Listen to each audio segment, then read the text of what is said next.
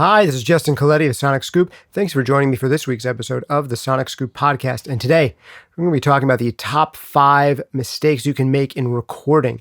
These are some of the most common mistakes not only do I see other people making, but that I made myself constantly for many years. And I want you to not make them nearly as constantly as I did or for nearly as many years. These are things where once you figure them out, you can never go back because you realize how incredibly important they are and how incredibly underappreciated they are at the same time. Let's get right into this list. Number 5, I'm going to tell you right now that practically no one does when they're starting out, and everyone who's actually any good at music production thinks they're super important. So you'll definitely want to stay tuned for number 5. The only thing that I've got to do before we get into it, because this is a podcast episode, is to give the briefest of shout outs to our sponsors. The most important sponsor is always being you. How do you sponsor this podcast? With your likes, and you can leave comments or give us a rating and review on one of the audio platforms like Apple Podcasts or Spotify.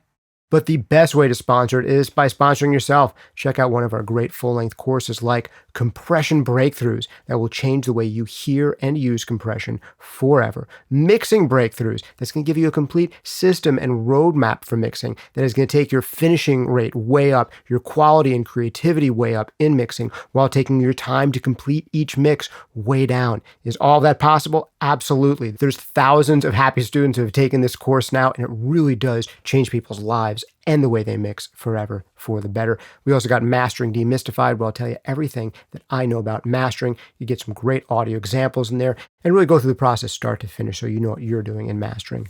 Last quick shout out is to our brand sponsors for this week, Soundtoys, making some of my favorite creative mixing effects in the known universe throughout anything they make for free for 30 days over at soundtoys.com. Can also get you a nice discount, 10% off some of my other favorite plugins from iZotope. If you go to iZotope.com/SonicScoop, you can get 10% off anything they make, including things like the Ozone and RX bundles, which I use some of the modules in practically every day in my work. You can get a 30-day free trial instead of the normal 7-day free trial on their Music Production Suite Pro bundle. So check it out at iZotope.com/SonicScoop for your 10% off. Last but not least, because we are talking about recording today, Focusrite, makers of some of the best bang for the buck and value and interfaces out there, from their entry-level Scarlett series all the way up to their high-end RedNet series. I'm speaking to a lovely Claret interface right now, great value. And for those of you looking to track a lot of instruments at once, you can check out their new Claret Octopre for when you need tons of channels of really good clean gain at a really attractive price point with a great feature set. All right, let's get right into this week's episode. The 5 biggest mistakes that I see and have made personally when it comes to recording and, honestly, music production in general. Number 1 is dialing it in real quick right now so we can record and getting the final sound later.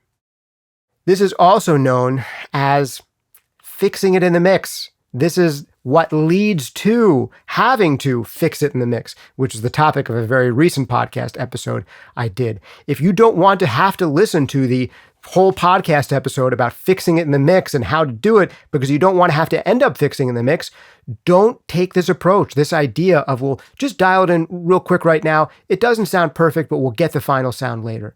That whole idea, huge mistake. And sometimes you might not even know that you're making it. You might think that you've got the right sound. We'll talk a lot about the context of recording a vocalist today because that's the one thing that almost everyone listening to this is probably going to record at some point or another. But for just this moment, let me talk about guitar, because guitar is one of those instruments where maybe you're working with a band and there's someone in that band who plays electric guitar and they're kind of setting up the tone that they always use for this part in this song. They're putting it through the amp that they always use. This is the right sound that they have crafted. And you go ahead and you put a mic in front of the amp, and you can't really hear the guitar part very well in the mix. So you kind of crank it up louder in the mix, and you still can't really hear it. So you crank it up louder still, and then you have this guitar like really loud in the mix, and you're finally able to hear it. And you see that's taking up a lot of space in as far as headroom is concerned, and it's kind of masking things in the mix without really having its own clarity in and of itself. It's just not sitting there properly. And you say, well, this is the right tone. We got the right tone. We dialed in the right tone. We'll deal with that later. Right now, the guitar player just needs to be able to hear it, and we have it jacked up in the mix. If you find yourself doing that, if you find yourself jacking something up really loud in the mix so that you can hear it, we'll get to the player's headphone mix later, but jacking up in the mix so that you can hear what's going on, it's probably not a good tone. It's probably not a tone that's actually fitting into the mix. The ideal when it comes to recording, mixing, music production is whenever you're doing overdubs or adding new instruments, each layer at a time, that each and every new overdub or layer that you put on to your record just makes it sound more and more like a finished record. Nothing gets sloppier when you're adding on a new track if you're doing it right. Nothing is in this position where you have to jack it up all the way and you're trying to turn down everything else to get it to fit in there.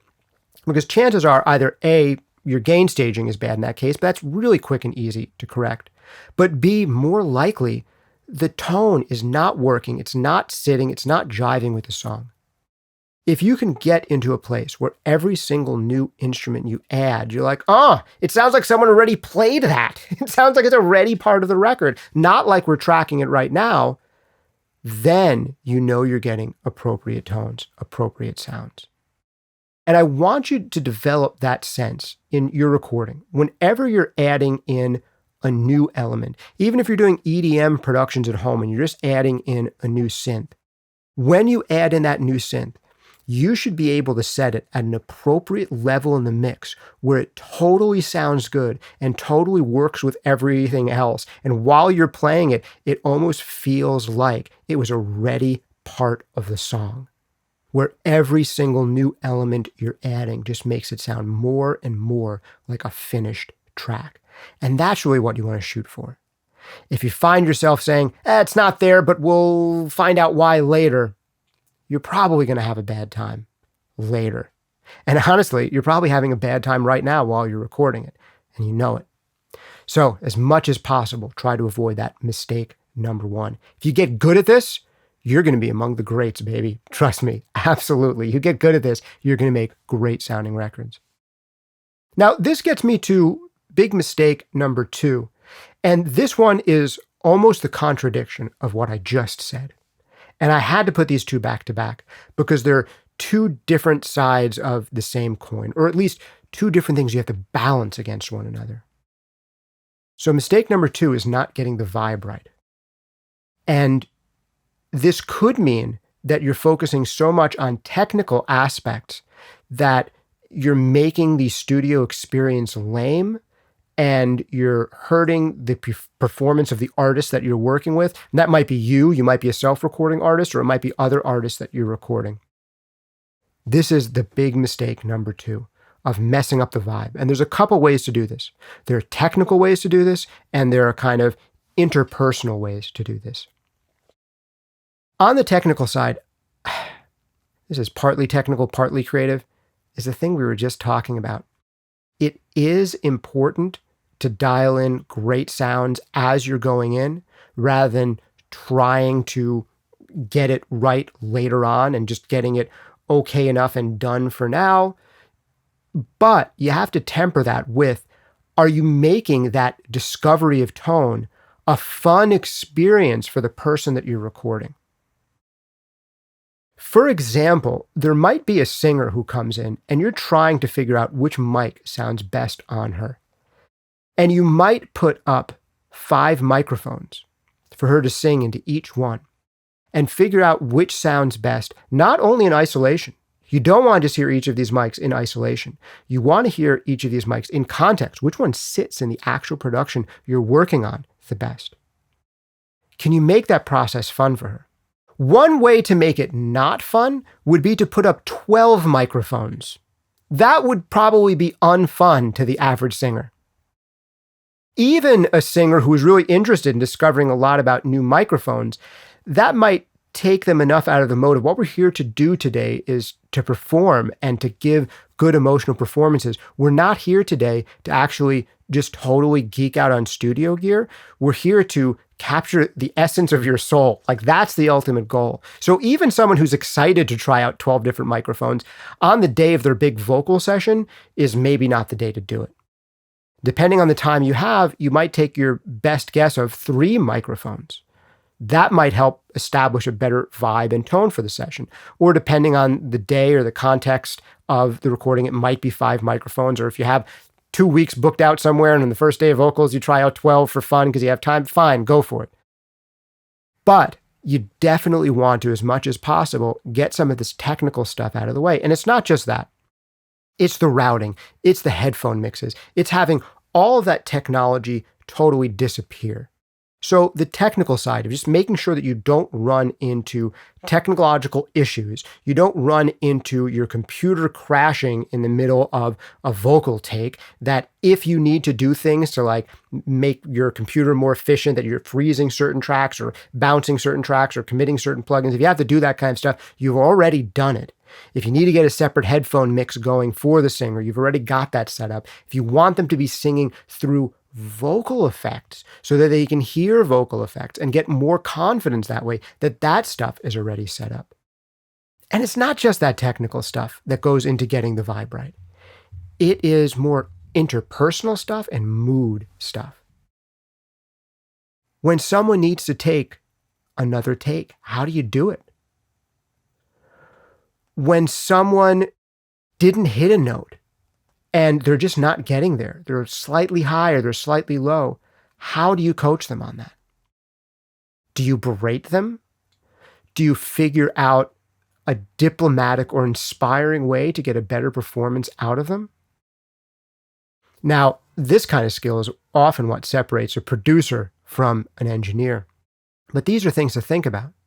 And it's not only the interpersonal stuff that's verbal, it's some of this interpersonal stuff that's a little bit more about reading the room.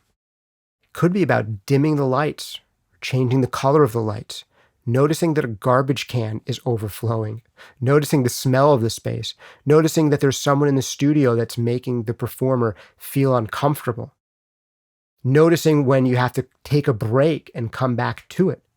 The getting the vibe right is so huge. And here you were thinking I was going to be talking about microphones for the whole episode and mistakes you're making with your cables and DI boxes. Nah, this is what really matters. I'll just give you one story to let you know how much artists appreciate this kind of thing. I was working at a recording studio once as an assistant ages ago in my early 20s. I must have been, 22 or 23. And that day, this guy named Jimmy Webb came into the studio. He's the one who did that song, Up, Up and Away in My Beautiful Balloon. He wrote that one, and I hope I'm not going to actually sing on the podcast. Although if I did, it would be amazing.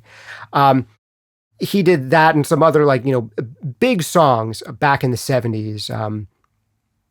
MacArthur Park, I think that's another one of his big ones.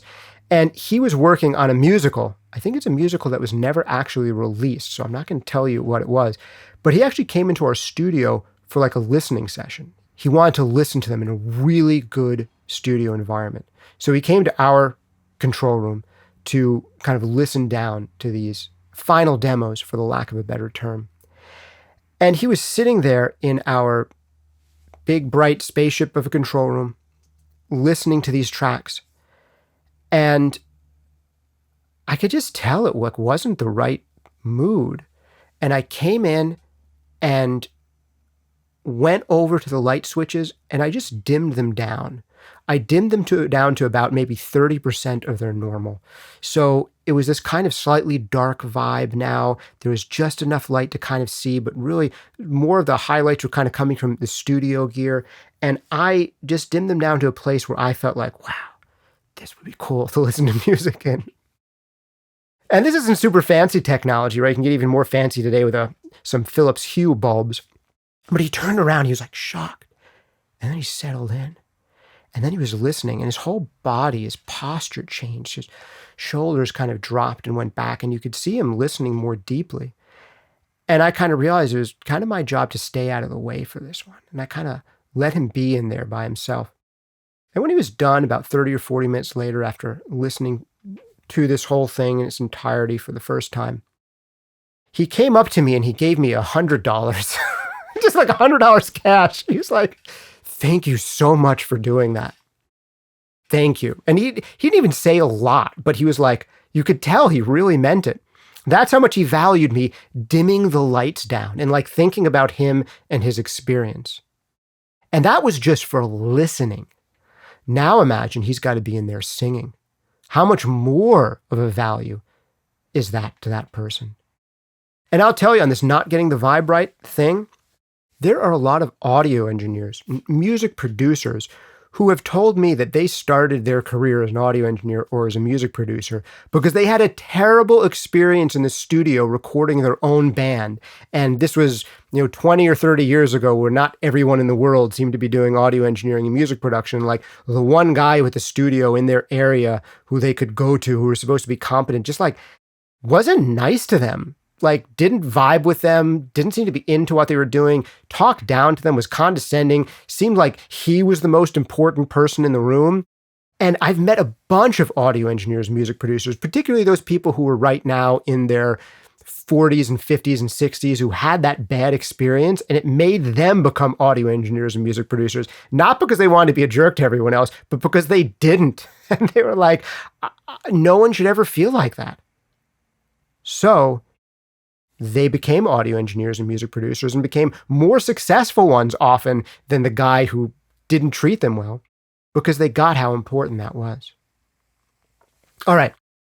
This interpersonal stuff we've talked about leads me into number 3.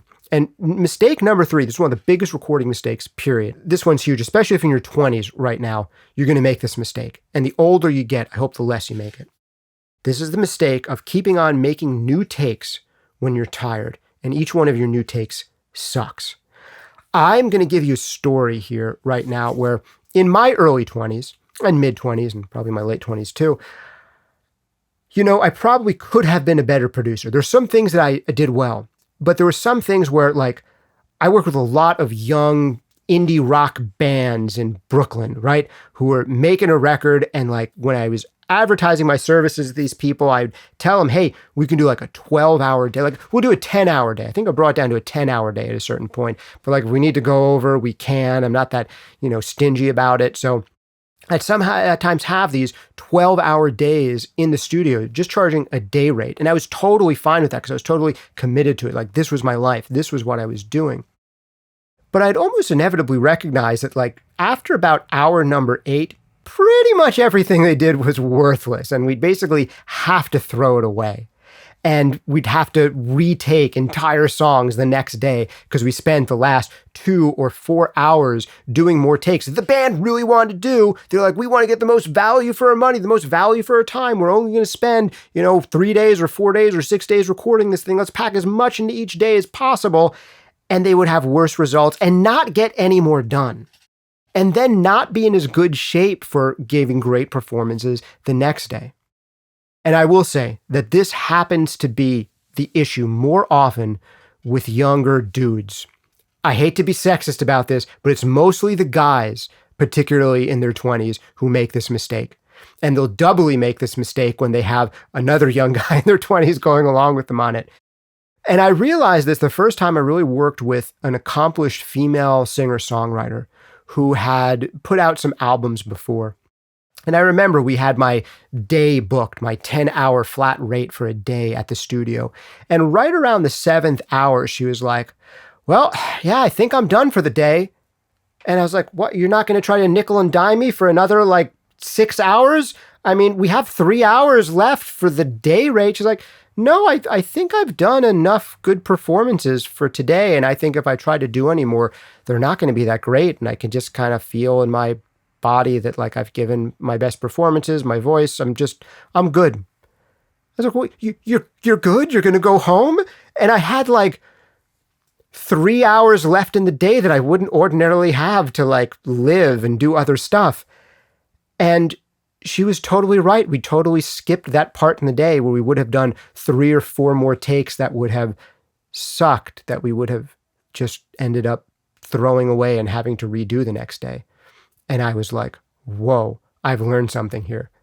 And after I learned that, I tried to apply that to more sessions that came in and give people the guidance of like, yeah, we can do more, but, and just knowing when that point is, that it's time to not just take a break, but to take a break for the day, because you're going to make better music and better art that way.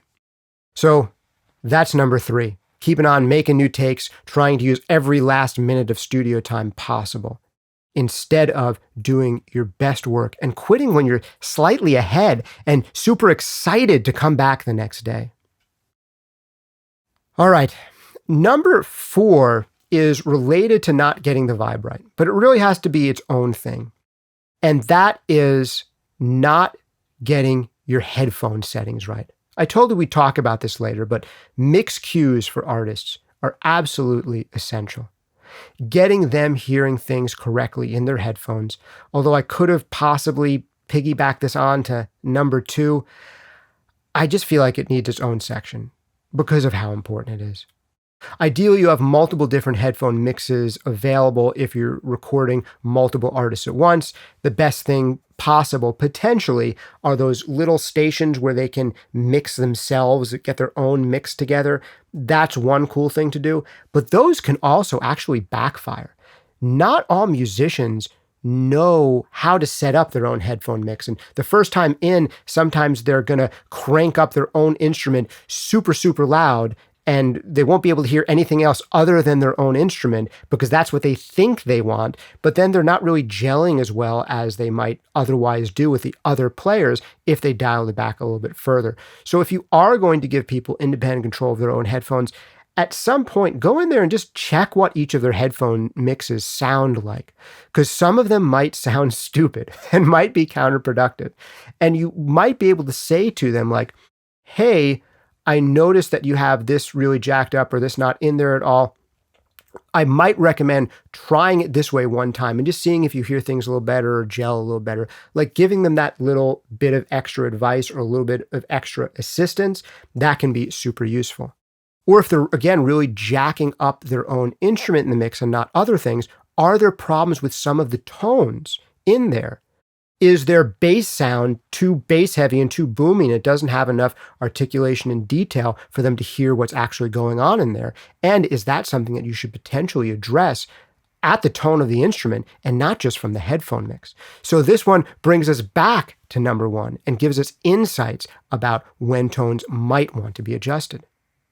But sometimes you're the one controlling the mix for each and every person, or maybe it's just a singer, and you might have one mix that's for you, checking out how things are really coming together, and one mix for that singer that's going to help give them a more confident performance.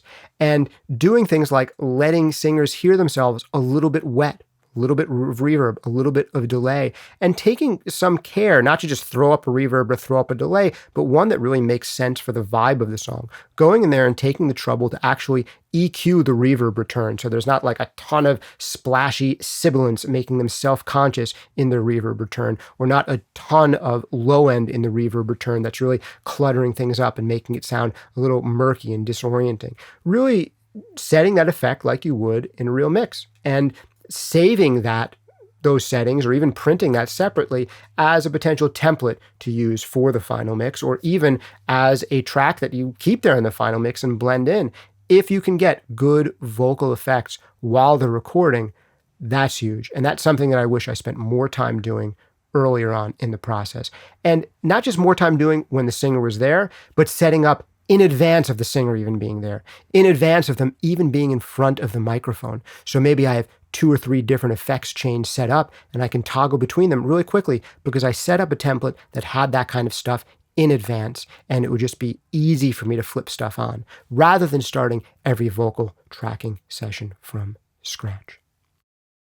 All right, that's number 4, and sadly, we're coming close to the end here, but I'm going to give you what I think is one of the most important things that new artists, new producers don't do often enough.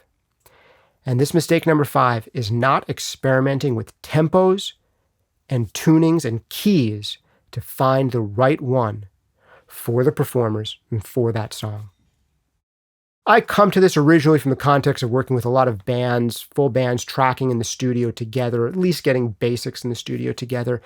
And I'd often find when they were having a problem with a certain song or a certain song wasn't coming together right, just changing the tempo by 2 BPM or 4 BPM could make a huge difference in making a song that just wasn't working to one that was completely gelled.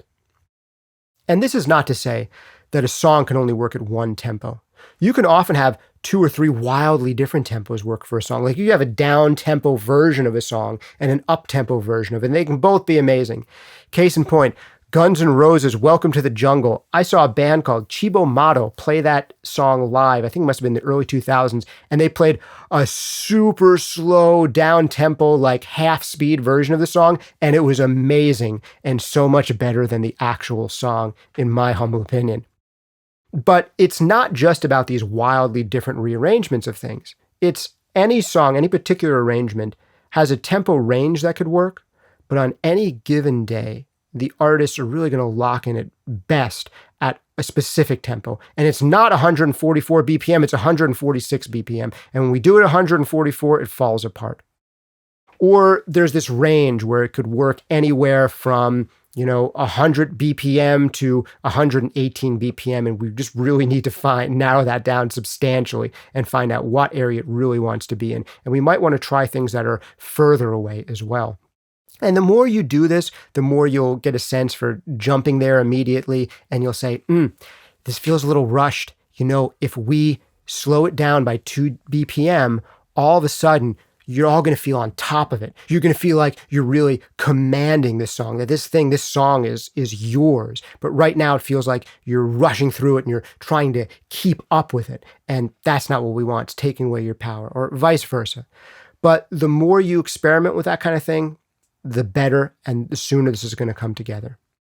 I understand that if you're working on electronic music, this can potentially be slightly more complicated if you've already committed your sounds and you're not just working with MIDI anymore. If you're working with like sample-based music, and then you're going to have to kind of stretch things, and the tone and timbre of things are going to change a little bit. But it can be worthwhile to, even in electronic context and sample-based context, of changing the tempo slightly to see if the singer really sits in a better pocket that way, even if the singer is the only live instrument in there. But tunings is another thing that's big, especially for singers. Can they really command this song in the register in which it's written? Or does moving it up a key or down a key dramatically change how much more authoritative and comfortable the performance is? That can be really big.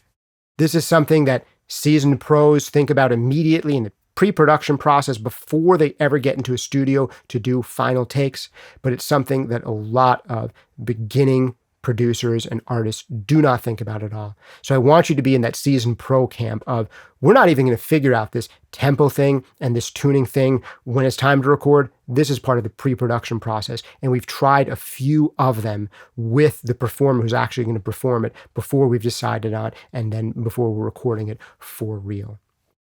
I get this idea of tuning and trying different keys is harder for bands where you're playing a guitar or bass, drums, keyboards, and you've got to learn the part with new fingerings now.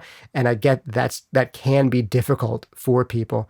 But if you're glued to a certain singer and you're not doing that singer justice by performing it in this key, that's totally something that you should be open to discovering and potentially reworking a song if you have one singer who is the singer, who is going to be performing this song as part of your repertoire and as part of your recorded library of music.